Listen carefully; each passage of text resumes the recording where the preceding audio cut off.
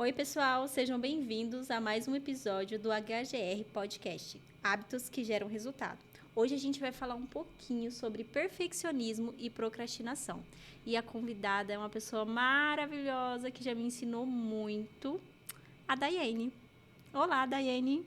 Olá, Fernanda. Fernanda, muito obrigada pelo convite. Eu estou muito feliz de poder participar desse momento com você e de contribuir um pouquinho com a minha experiência. Dai, eu queria que você começasse falando do seu currículo para a galera te conhecer. Então, eu sou psicóloga, eu sou formada pela Universidade Federal do Mato Grosso, sou especialista em terapia cognitivo-comportamental. Meu foco é o trabalho na área clínica, sou professora já há algum tempo na faculdade.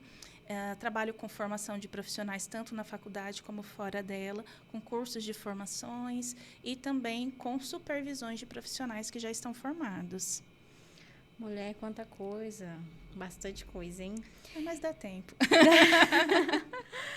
Dai, eu queria que você começasse explicando assim um pouquinho sobre o que é a abordagem, o que é essa TCC e como essa TCC explica o comportamento humano, o ser humano, as emoções. Então, a TCC entende que aquilo que nós fazemos e aquilo que nós sentimos não acontece por acaso.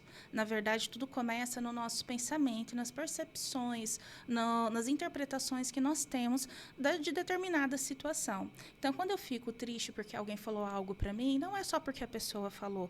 Em geral, é porque eu tenho pensamentos que vão me impulsionar para essa tristeza.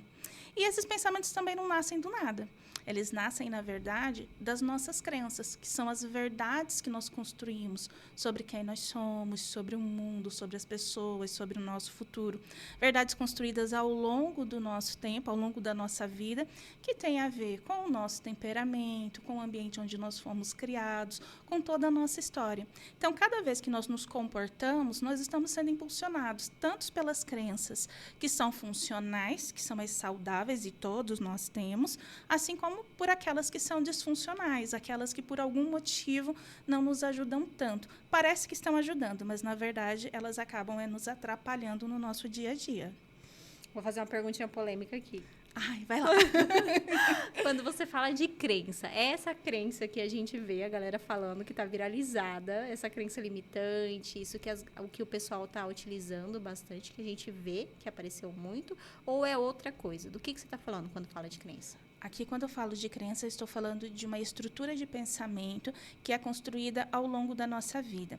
As crenças limitantes, elas caminham nessa direção, elas vêm desse conceito, mas nós vamos um pouco mais a fundo. E aí nós entendemos que nós não temos apenas crenças que nos atrapalham, nós temos crenças que nos ajudam bastante. Crenças como, por exemplo, que eu posso ser amada por muitas pessoas, e às vezes alguém pode não gostar tanto, e não tem problema. Que eu posso ser muito boa no que faço, mas em uma situação ou outra talvez eu não dê conta. Essas são crenças muito favoráveis. Elas não têm a ver com o contexto religioso, porque a gente pode confundir com isso, e elas não necessariamente carregam essa ideia da crença limitante, embora, em alguns momentos, esses dois conceitos até possam se cruzar um pouquinho. Danadinha. Então, entrando no assunto, quando a gente olha para todo esse contexto da TCC, para esse contexto das crenças, o que a TCC entende como perfeccionismo? O perfeccionismo dentro da TCC, ele é uma estratégia compensatória. O que é isso? São estratégias que nós construímos para que a gente possa lidar com crenças que talvez não sejam tão funcionais assim, crenças que não são tão saudáveis. Por exemplo, eu posso ter uma crença de que existe o risco de eu não ser muito boa em alguma coisa, ou de que eu não sou boa o suficiente naquilo que eu faço, sabe? Então, para evitar entrar em contato com isso, e para que isso não se torne verdade, o que eu faço? Eu crio uma regra para mim, tudo isso é pensamento, tá, gente? Eu crio uma regra de que eu tenho que fazer o máximo possível, dar o melhor de mim em tudo que eu faço. Tecnicamente, eu tenho que ser perfeita em tudo que eu faço. É só em relação a ser boa o suficiente? Não, pode ser qualquer tipo de crença. Eu posso ter uma crença que para eu ser amada eu tenho que ser perfeita. Então, são vários pensamentos que podem estar na base dessa tendência de ser perfeccionista. Mas o perfeccionismo, então, ele entra como uma estratégia, um jeito de lidar com aquilo que lá dentro não está funcionando muito bem em relação a mim mesma.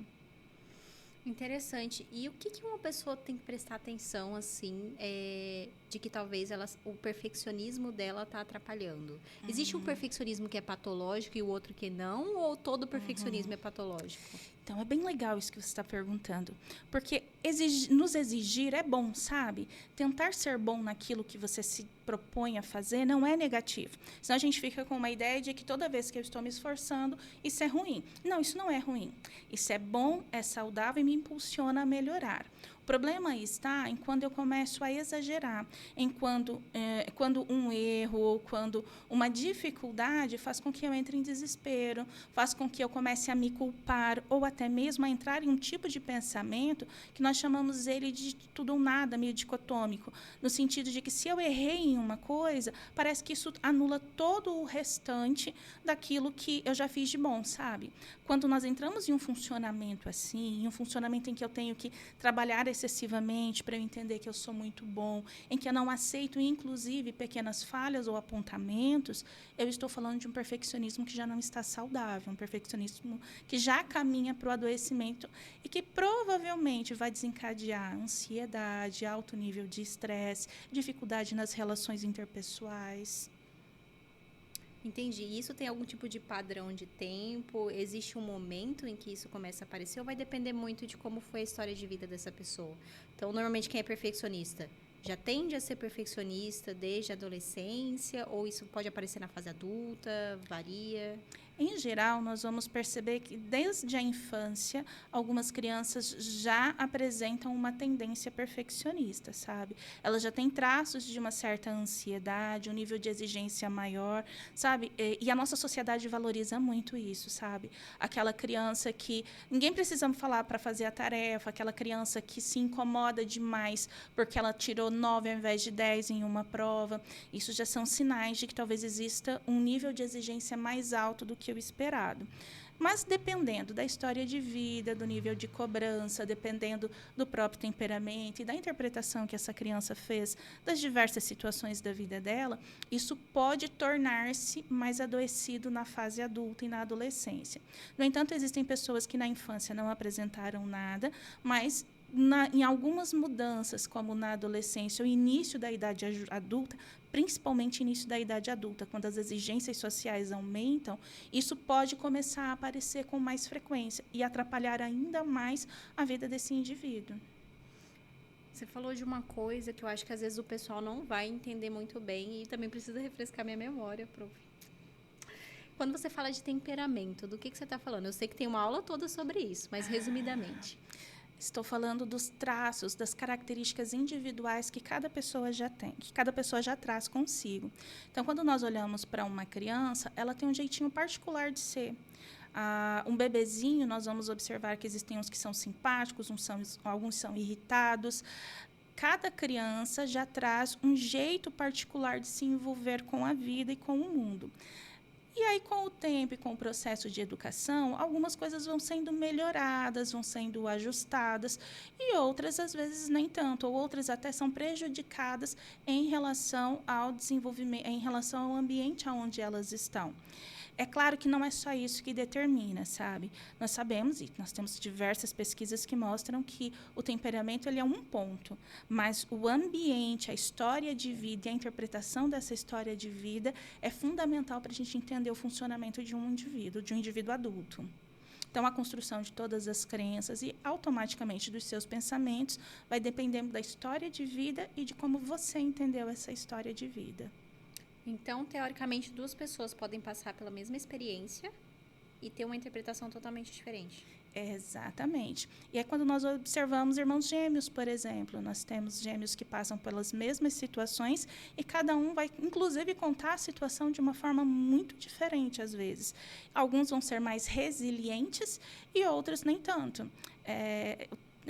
essa questão do Rio Grande do Sul, por exemplo, toda a enchente que nós tivemos lá, se a gente fosse olhar somente para o aspecto do acontecimento, nós entenderíamos que todas as crianças seriam traumatizadas.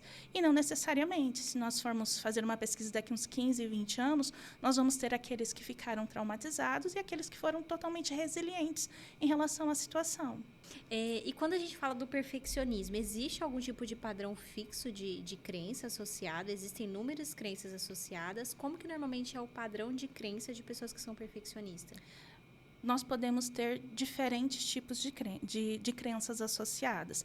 As mais comuns são crenças relacionadas a não ser bom o suficiente, a ser incompetente, a não ser amado por conta de não ser perfeito, ou mesmo ser uma pessoa ruim se não for perfeito. São algumas das mais comuns. Às vezes, a gente começa a achar que todo mundo que é perfeccionista, a crença está lá em relação a não ser bom o suficiente ou a não ser competente.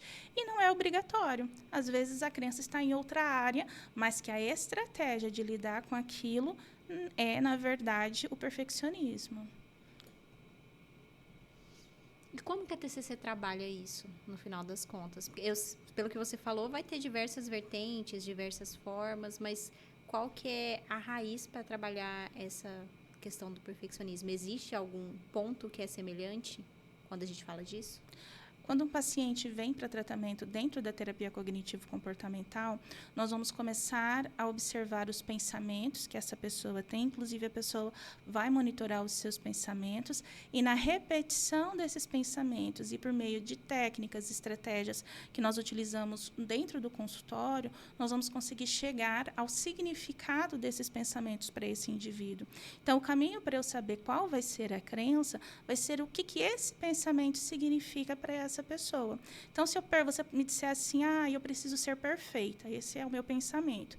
E aí, em uma das estratégias vai ser tentar entender, você precisa ser perfeita.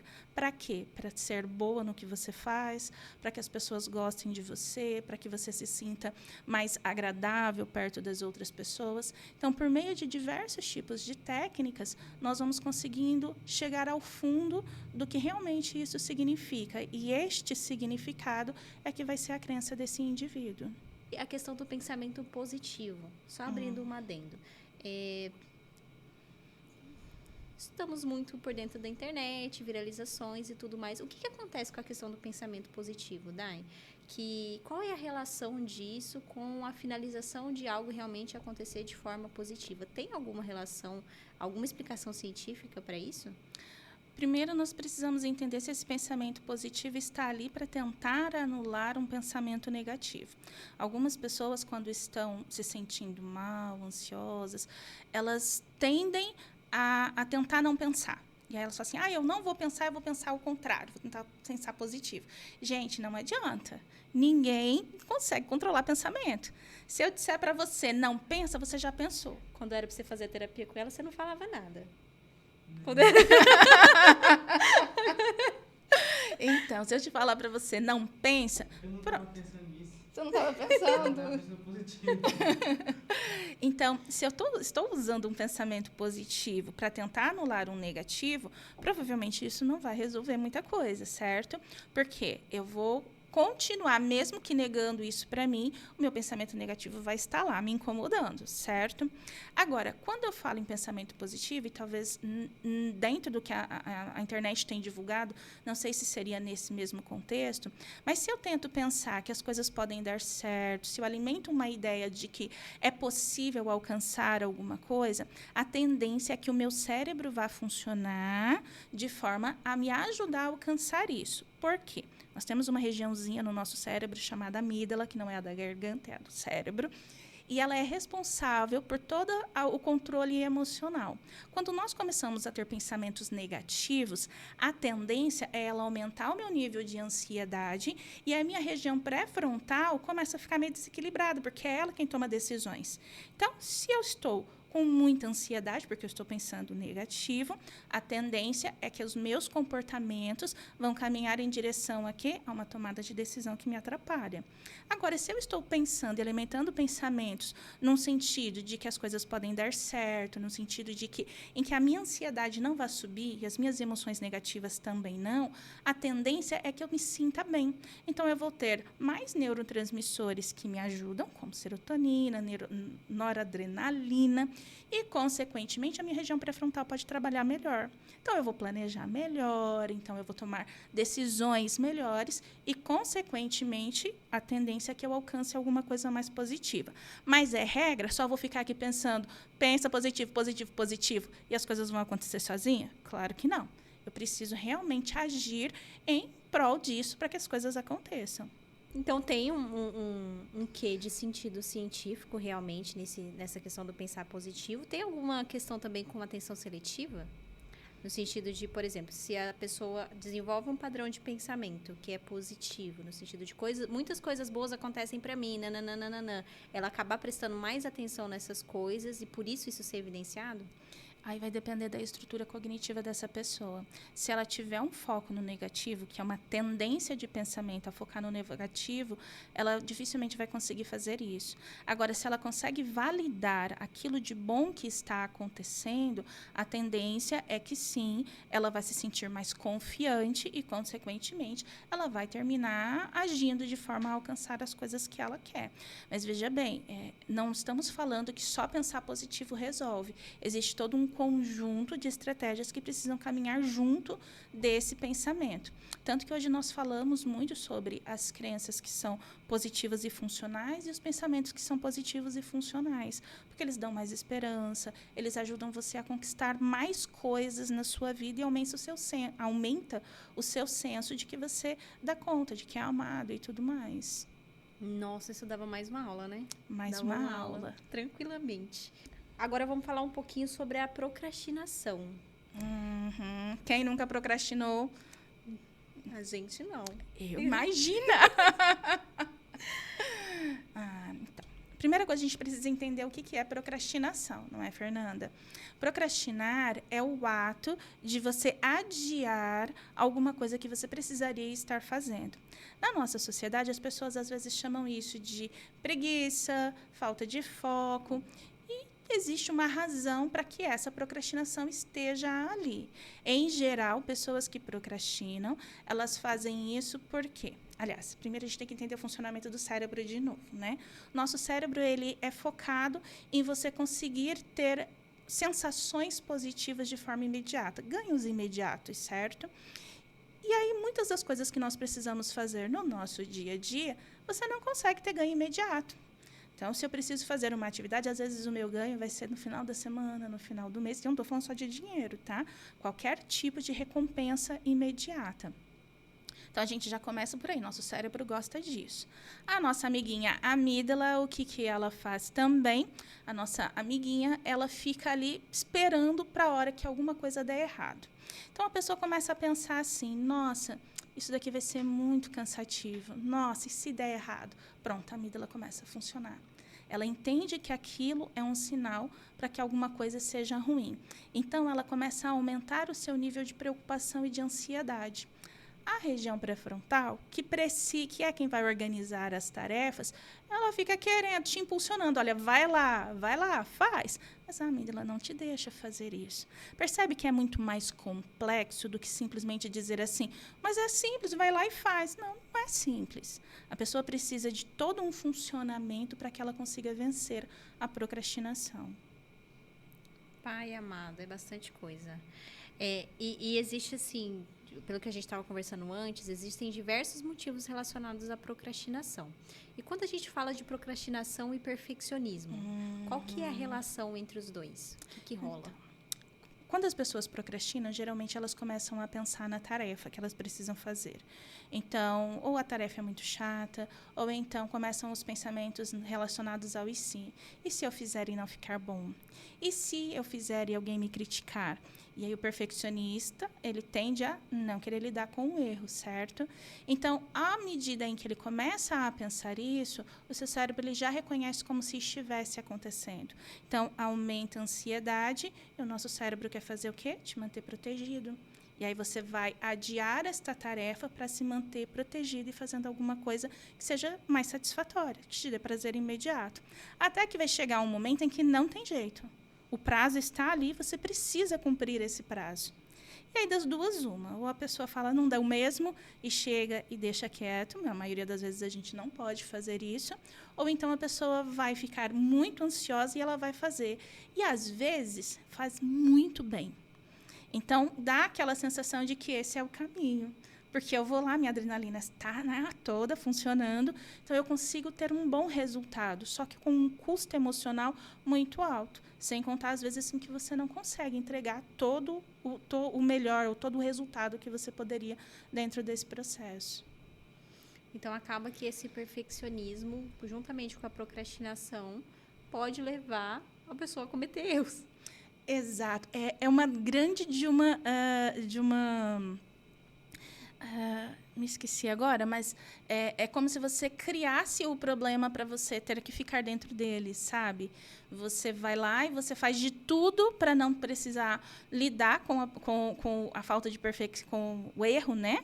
E, no final das contas, você cria uma armadilha para você mesmo. Porque aí, no final das contas, você vai acabar errando. A chance de você errar com prazo menor, de uma forma mais apertada, é maior, faz sentido. E você acha que o período sócio-histórico em que a gente está tem alguma relação com essa procrastinação?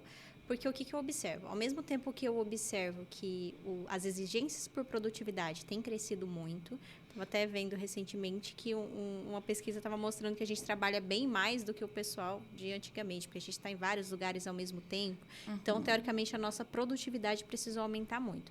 Mas, ao mesmo tempo, a gente percebe uma procrastinação por conta de atividades simples. As pessoas sofrem para fazer atividades que são simples. Então, tem gente que procrastina tomar água. Então, beber água, que é uma coisa bem simples. Você acha que pode ter uma relação sócio-histórica com as questões tecnológicas, com o acesso a prazeres rápidos também? Ou também está relacionado com o aumento da exigência? Nós vivemos em uma sociedade que tem um aumento de exigência, sim, por muita produtividade, por qualidade. Ao mesmo tempo em que valoriza o perfeccionismo. Então, aquela pessoa que traz sempre um bom resultado, um ótimo resultado, é muito valorizada, e os ganhos que essa pessoa tem também fazem com que ela queira se manter dentro dessa estratégia. Então, em relação ao perfeccionismo, a gente vive em um momento em que o ambiente social, sócio-histórico, ele contribui para a manutenção do perfeccionismo.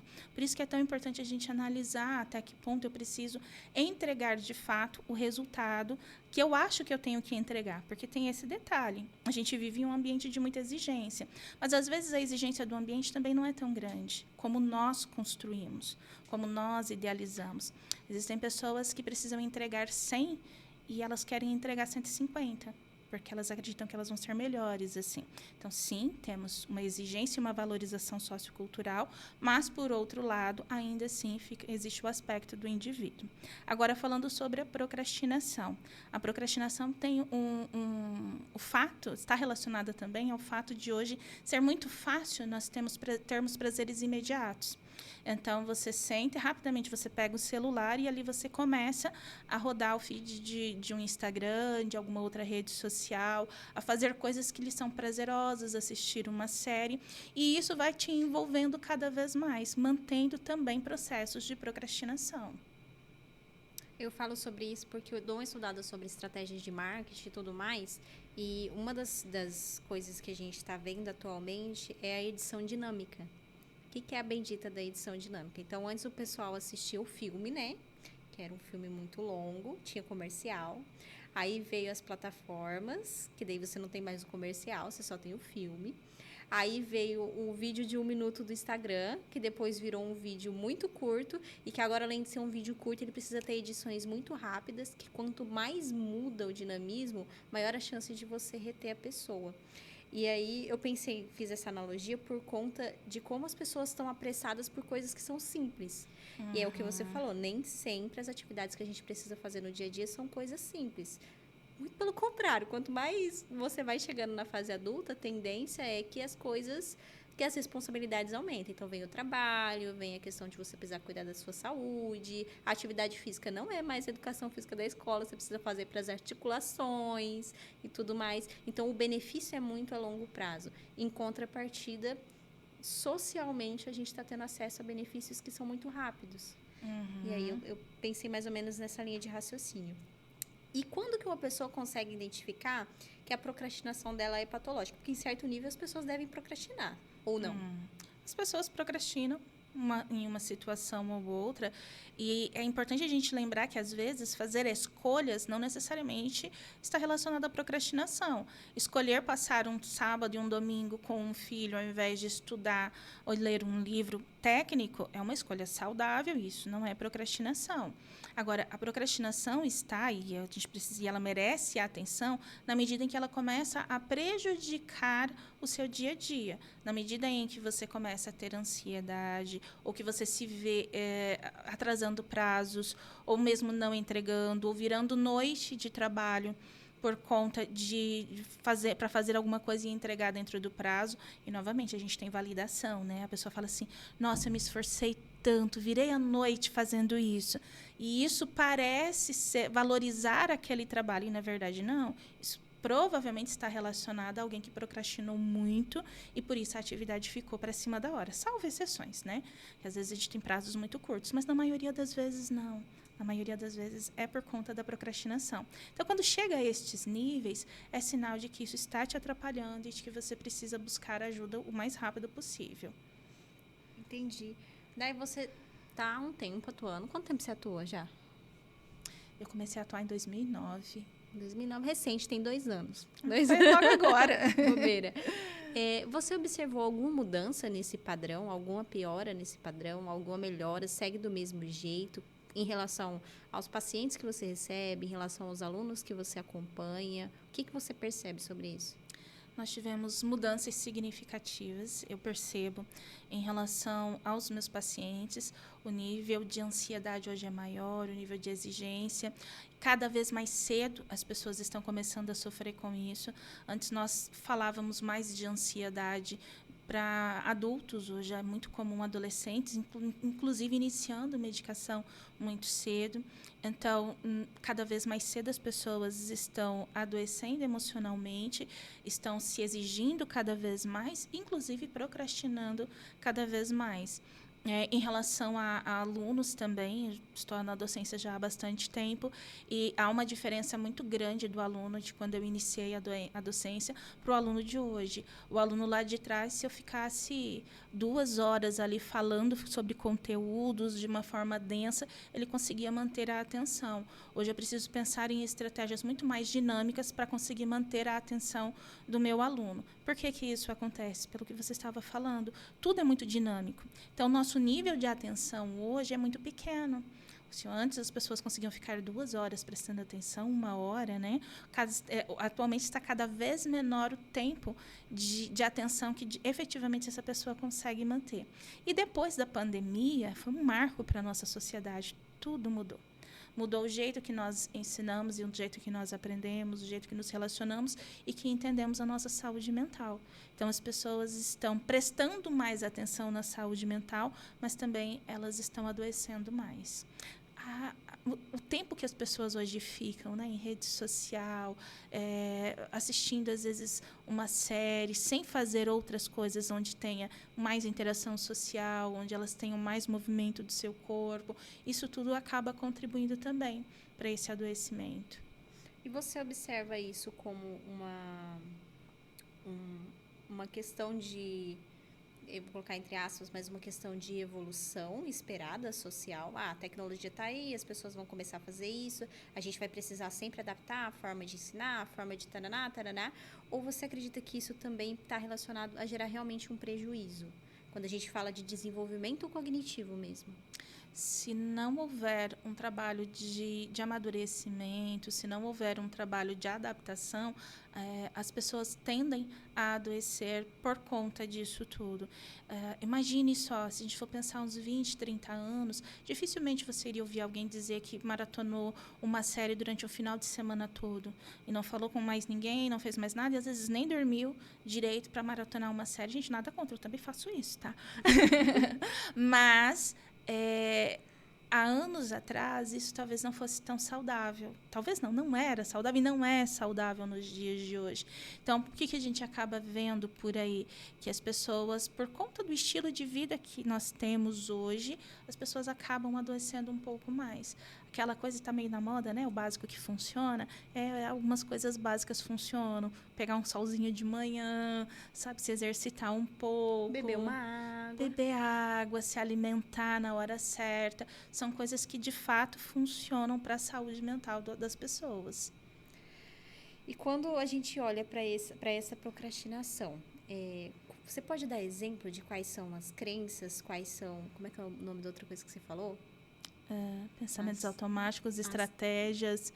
Vai falando, vai explicando como que funciona normalmente. Eu sei que pode ter variação, mas quais são padrões que são possíveis de ser encontrados em pessoas que têm essa questão?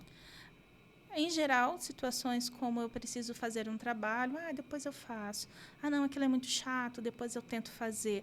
Eu não estou interessado, não estou afim, não estou com vontade, e o seu prazo está correndo. E aí você tem uma falsa sensação de que ficou tudo bem porque você deixou para fazer depois, mas lá na sua mente está assim, lá no fundinho. Escuta, Guilherme, aqui. Lá no fundinho. Tô perturbado, gente. Você tá falando comigo. E aí, lá no fundinho, tem aquele pensamento de, poxa, depois eu vou me dar mal para terminar esse trabalho. Nossa, na hora de entregar vai ser difícil eu conseguir cumprir esse prazo. Algumas pessoas relatam que é difícil até de se movimentar, às vezes, sabe? Você está ali e só de pensar que você tem que levantar para fazer alguma coisa, parece ser difícil sair desse movimento. É difícil mesmo.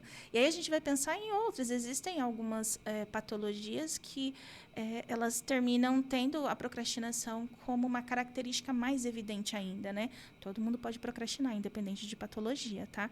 Mas em alguns quadros isso ainda é mais evidente e atrapalha ainda mais a vida do indivíduo.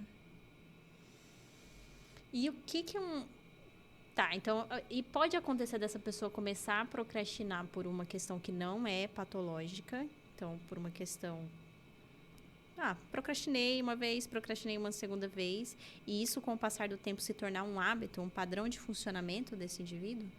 Principalmente se estiver associado a algum tipo de ganho imediato, sabe? Então, eu comecei a procrastinar porque eu queria ficar jogando no celular. E aí a gente entra na parte polêmica, né? Dos jogos como Tigrinho, por exemplo. Não sei se eu posso falar. Depois você bota um bip, amor. Eles ganham muito dinheiro, não pode ser processado. Mas de alguns jogos aí que estão muito na moda. Então, a pessoa começa a procrastinar porque ela começou a jogar. E aí, são situações em que elas começam a ter, inclusive, ganho. Gente, ganho pode ser dinheiro, pode ser pontuação, ou pode ser só prazer mesmo, certo? E acaba que, dependendo da estrutura desse indivíduo e de diversos outros fatores, isso começa a sair do controle. Inclusive, a chegar a ponto de ser patológico. Então, usei o exemplo dos jogos, mas poderia ser qualquer outra coisa. Nossa, percebi que eu estou assistindo série demais e deixando de fazer as minhas coisas. É hora de se perguntar, mas por que eu estou deixando de fazer? O que é que está me incomodando aqui? A autoconsciência ajuda muito no processo em relação à procrastinação. Você parar e se perguntar qual é o problema, o que está acontecendo e tentar agir em relação a isso é um dos primeiros passos para você lidar com o problema. E você acha que a galera foge muito dessa autoanálise? Porque, às vezes, eu percebo que... Agora, falando de um jeito bem longe da parte especialista aqui, gente. Tô muito fora desse negócio, tem tempo já. Você acha que existe uma dificuldade do indivíduo de fazer essa autoanálise e encarar toda essa questão? Porque às vezes o que eu percebo é que a pessoa procrastina a própria autoanálise. No sentido de eu não quero olhar para isso, então eu vou continuar aqui do jeito que está indo, até aquilo se tornar totalmente sustentável, porque vai chegar um momento em que as atividades do dia a dia vão exigir esse movimento. Enquanto é administrável isso, e administrável não quer dizer que é saudável, mas enquanto às vezes está sendo administrável, a tendência é que a pessoa vá tentando levar isso, sabe? Até que vai chegar um momento, como você falou, vai ficar insustentável, ela vai ter grandes prejuízos e isso vai se tornar um grande problema. Desculpa, eu me perdi na pergunta. Vocês vão cortar, né? Eu tenho TDAH, filha. Não vou cortar, não. Ela tem TDAH, a linha de raciocínio dela é ótima. Eu não lembro o que eu perguntei. Eu também não. Eu também não.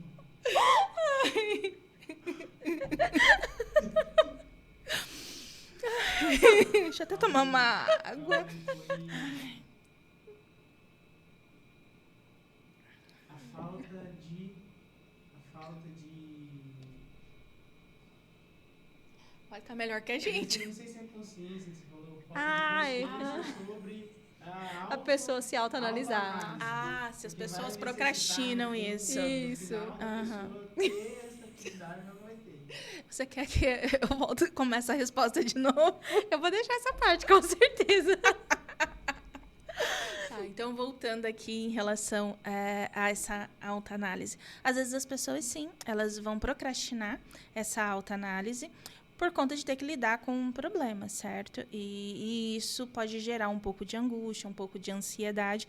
Então, vai deixando o problema para depois. E a gente tem uma outra questão, que são as coisas de moda, né? Então, é moda procrastinar.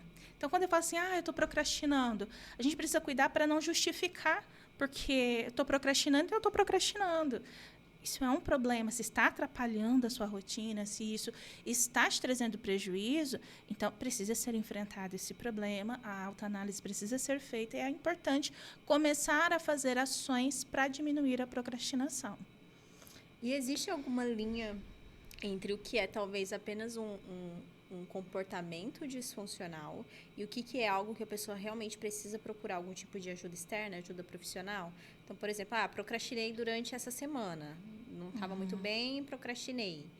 Aí consegui voltar no ritmo. Ou tenho procrastinado um pouco em determinadas atividades. Sempre é necessário procurar a ajuda de um profissional ou existem algumas estratégias que a pessoa já pode iniciar antes disso? Existem estratégias que podem colaborar bastante em relação a isso. Uma delas é a autoconsciência, é se dar conta que você está procrastinando e assumir que isso precisa ser resolvido e começar a trabalhar nisso. Uma outra coisa que ajuda muito é você fazer listas de tarefas. Então, eu sei que eu estou procrastinando. E agora, o que eu faço? Vou começar a fazer listas de tarefas. E listas de tarefa, para quem está procrastinando, não pode ser uma lista como, por exemplo, uma coisa do dia a dia. Vou lavar roupas. Lavar roupa é uma tarefa imensa, se a gente for parar para pensar, certo? Então, eu preciso dividir essa grande tarefa em tarefas menores. Lembra que meu cérebro busca satisfação imediata? Então, se eu ficar esperando o final dessa grande tarefa, eu não vou ter motivação para fazê-la. Agora, se eu divido a grande tarefa em tarefas menores, e de preferência, se você tiver alguma coisa visual onde você anota, não dá para ficar só na cabeça, você anota e você vai lá com aquela canetinha colorida e dá um chequezinho, sabe? E risca, fala, ufa, me livrei dessa parte. Então, quando você consegue fazer isso, a tendência é que isso te ajude mais. Então, fazer listas de tarefas e dividir grandes tarefas em tarefas menores vai ajudar para que você consiga fazer com que isso resolver ou melhorar a procrastinação. Outra coisa que ajuda muito é controlar o ambiente onde você está. Então, quando você tira as notificações do celular, por exemplo, é um ótimo passo para você conseguir controlar a procrastinação. Porque imagine só, você está lá concentrada, fazendo uma tarefa, aí o celular vai lá e dá aquela notificação. Muitas pessoas não conseguem adiar a vontade de ver o que está acontecendo. E para dessa notificação, você ficar ali mais 20, 30 minutos, 2 horas, às vezes, fazendo alguma coisa no seu celular, o risco é muito grande. Então, tirar as notificações do celular ajuda bastante. Se possível, manter o celular longe também, isso pode ajudar. Tentar criar um compromisso com você que nos próximos 20 minutos, 30 minutos, você vai tentar focar naquela atividade, sabe? Sem tentar sair daquele ambiente ou fazer outras coisas. Isso ajuda. Estar num ambiente adequado. Imagine, quero estudar para uma prova, mas eu estou na sala com a televisão ligada, o cachorro latindo e a criança brincando. Não vai funcionar. Você está criando armadilhas para você. Então, esses mecanismos de controle do ambiente podem ajudar bastante. Entender qual é o seu tempo máximo de concentração também ajuda muito. Existem pessoas que conseguem ficar 50 minutos concentradas. Tem gente que não consegue 10. Então, se a gente vai aumentando gradativamente isso, também são coisas que podem ajudar. E se com estas atividades, com essas estratégias, não estiver dando certo, aí é importante buscar ajuda profissional. E você acha que tem uma coisa que eu utilizo bastante, não sei se está certo ou se está errado, mas que eu utilizo bastante. Eu faço primeiro o que eu tenho que fazer, para depois eu fazer aquilo que, de alguma forma, eu sei que se eu entrar, eu tenho dificuldade de sair. Então, por exemplo, eu sou dorameira, eu tenho um problema sério com doramas. E o que acontece? Chega o final de semana, eu vou fazer primeiro tudo o que eu tenho que fazer, para depois eu sentar para assistir o dorama. Porque eu sei que se eu sentar primeiro para assistir o dorama, ali acabou. Eu vou ficar por ali. Essa é uma estratégia que faz sentido, não faz sentido? Faz muito sentido. E para quem procrastina, eu costumo dizer assim, já começa o seu dia fazendo alguma coisa que vai ativar o seu corpo e a sua mente. Porque se eu começar o meu final de semana já no dorama, a tendência é que eu vou ficar, sabe aquela sensação daquela molezinha, falta de vontade, e aí a procrastinação vem mesmo. Se eu inicio com alguma coisa que ativa mais o meu corpo, seja uma tarefa que eu preciso fazer, ou seja alguma coisa, tem pessoas que só de tomar 10 minutinhos de sol ali, elas se sentem com muita energia. Tomar o seu café da manhã, sabe? Não ficar no sofá, ir para a mesa. São todas coisas que dão uma boa ativada. Mas adiar também aquilo que seria a sua premiação pode ajudar muito. Entendi, então não tô doida. Não. Não tô doida. Acho que não, está. Que ótimo. Como que a TCC vai lidar com essa questão da procrastinação? A gente falou um pouco do perfeccionismo, mas vai começar por onde quando fala da procrastinação? O que a TCC vai fazer? Se chegar aqui agora e falar assim, Daiane, conheço uma pessoa que procrastina muito.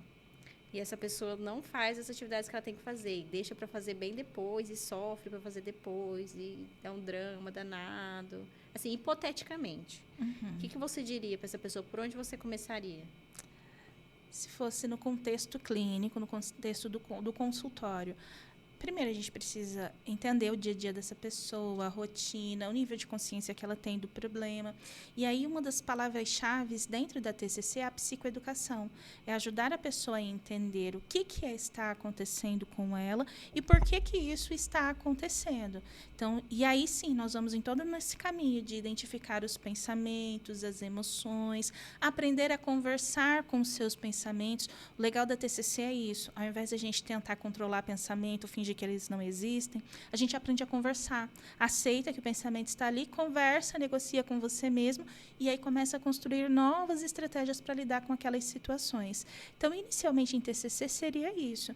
E aí, é claro, tem que olhar qual é a estrutura desse cliente, o que é que está incomodando e, a partir disso, pensar nas outras estratégias que poderiam ajudá-lo. Tem alguma coisa que te preocupa atualmente, quando você olha para esse contexto de saúde mental, procrastinação, produtividade, perfeccionismo, enquanto especialista da área, tem alguma coisa que você olha e fala, isso aqui me preocupa um pouco como vai ser futuramente? Se não conseguirmos trabalhar bem esse aspecto da psicoeducação em relação ao perfeccionismo, em relação à procrastinação, os níveis de ansiedade tendem a ser cada vez maiores, sabe? Então, o sofrimento emocional vai se tornando cada vez maior. Isso é um ponto que eu acredito que seja de muita preocupação. Mas, por outro lado, que eu fico muito tranquila, e aí a gente falou um pouco sobre pandemia, né? Com a pandemia, as pessoas passaram a olhar mais para si. Então, as pessoas hoje estão mais interessadas em saúde mental e estão buscando mais saúde mental. Tem resistência, tem muitas pessoas que ainda não entenderam muito, mas nós temos hoje um momento significativo do número de pessoas que estão preocupadas com isso. Então, isso vai ajudando para que, se por um lado existe o risco da gente ter esse aumento cada vez mais de adoecimento, por outro também, essa preocupação faz com que as pessoas busquem cada vez mais cedo ajuda. E aí elas consigam, então, administrar melhor os cenários que vão aparecendo na vida delas.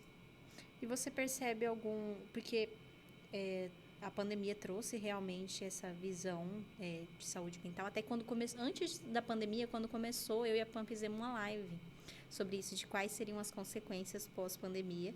E o artigo trazia exatamente essa ideia, de que as consequências de saúde mental seriam maiores e perdurariam por bem mais tempo do que as consequências em relação à saúde física. Que a gente ainda está vendo o resultado, mas em relação à saúde mental foi muito grande. Tudo bem que o pessoal começou a falar mais sobre questão de saúde mental, mas uma coisa que a gente discutia muito na época que estava na faculdade é como a questão da saúde mental ainda tem um recorte social muito grande, quando a gente fala de um caráter socioeconômico. Você também percebe isso ou acredita que também está conseguindo atingir a galera ali de classes mais vulneráveis? Hoje, nós falamos bastante sobre a internet e alguns aspectos até negativos, né, que ela traz, mas ela traz de forma muito positiva a possibilidade de informação para as diferentes classes, para todas as pessoas. Então, hoje mesmo, aquela população mais vulnerável, ela consegue ter acesso a esse tipo de informação, consegue se identificar e pensar, nossa, olha, essa pessoa está falando alguma coisa que se parece comigo, que faz algum sentido, e isso vai despertando para que as pessoas busquem por ajuda e tenham acesso também a essa ajuda.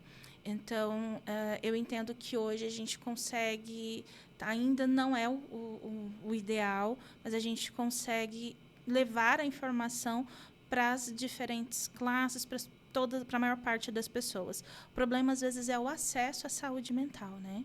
Porque ela ainda é cara, ainda é uma saúde mental que não está acessível para todas as pessoas, e mesmo quando a gente pensa em sistema único de saúde, mesmo quando a gente pensa nas clínicas e escolas, às vezes não consegue atender a toda a demanda que nós temos de atendimento, de necessidade. Então, de fato, a gente sabe que a saúde mental ela ainda acaba sendo mais tratada e mais trabalhada em algumas classes onde o poder aquisitivo é um pouquinho maior. Até porque todos esses fatores acabam influenciando, né, Dai? Eu lembro quando eu estagiei na rede pública, na faculdade a gente acabou estagiando na policlínica. E quando a gente ia fazer os atendimentos, todos os problemas de saúde mental esbarravam em outras questões. Então, o problema é de saúde mental, mas esbarra na pessoa não ter dinheiro para medicação. O problema é de saúde mental, mas esbarra na pessoa não conseguir ter acesso a um especialista. Então, toda essa estrutura está associado, e eu acho que às vezes as pessoas distanciam muito as coisas, que acham que saúde mental é um negocinho que está aqui separado e que não está associado com todas aquelas outras coisas que a gente falou. Então, realmente, tomar um pouco de sol, beber uma água, ter acesso a uma boa alimentação. E tudo isso não é só hábito, isso também faz parte de uma estrutura em que isso seja possível. Então, tem gente que não faz por uma questão que pode ser só de saúde mental, mas tem gente que não faz por impossibilidade da própria estrutura.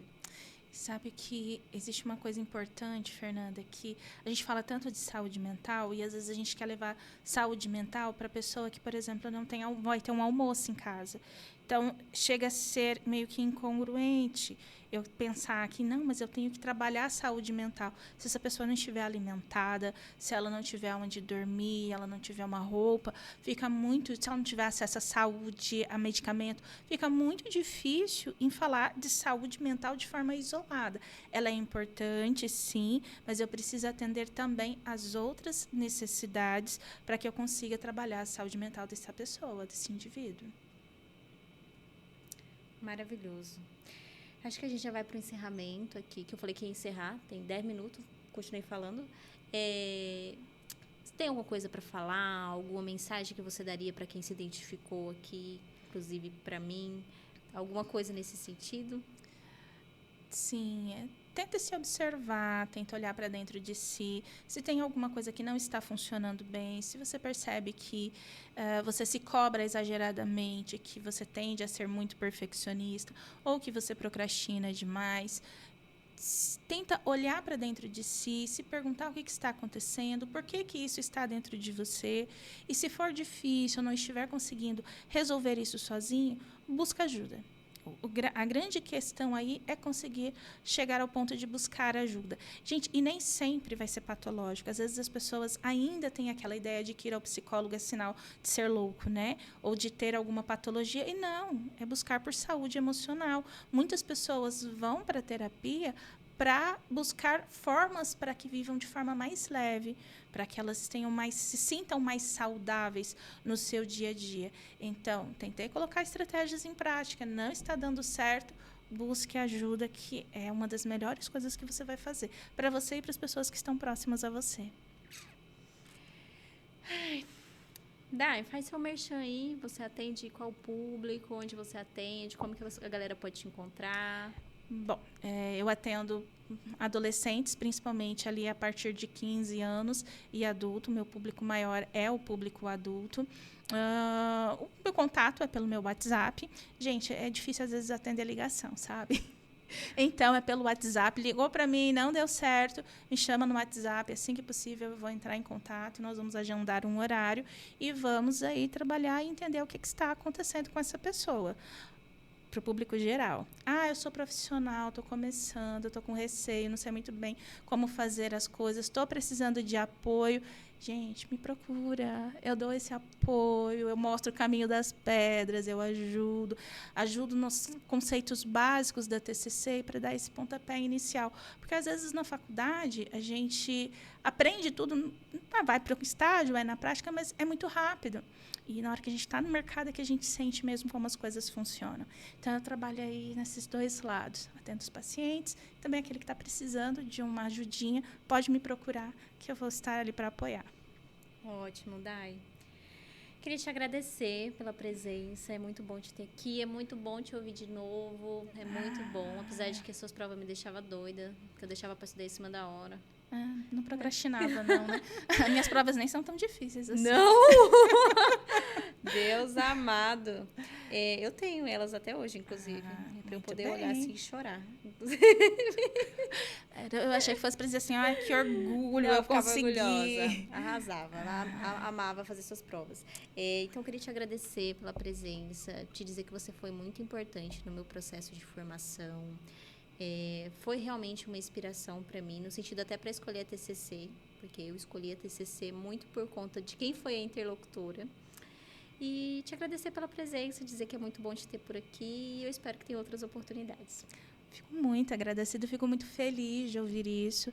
Eu sempre fico com o coração quentinho, sabe? Quando eu ouço os meus ex-alunos me dizendo o quanto que eles cresceram, eles aprenderam. E a ideia é essa mesmo, é ajudar as pessoas a crescerem, seja no consultório, seja no processo de ensino, a atingirem o seu melhor, a atingirem o seu potencial. Estou muito feliz com o convite, adorei. E espero que a gente possa fazer isso mais vezes, viu? Tem assunto aqui, gente, para mais de dia. Isso tem mesmo. Obrigada, Dai. Tchau, tchau, pessoal. Muito obrigada quem ficou até aqui. Foi uma aula maravilhosa. Foi uma aula, né? Não foi nem um diálogo aqui, foi uma aula. E até a próxima.